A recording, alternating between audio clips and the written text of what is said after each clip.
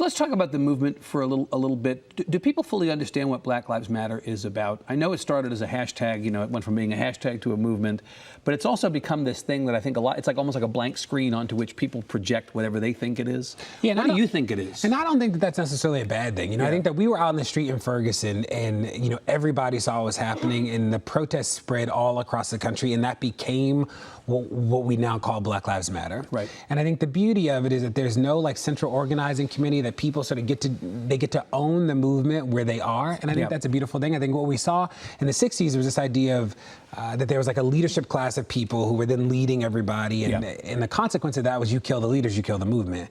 I think what we're saying in this moment is that there are leaders everywhere, that this is about building. So is Black Lives Matter in Chicago, or is Black Lives Matter in Boston, or Black Lives Matter in Charlotte the same?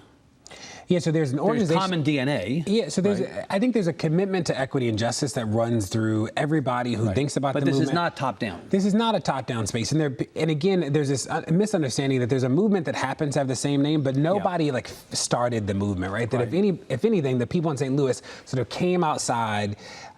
They were like, we're not going home. And that was the beginning of this period of resistance that we're still in. And so many people joined. I think about myself. I got in the car, drove down on August 16th. And so many other people across the country joined in.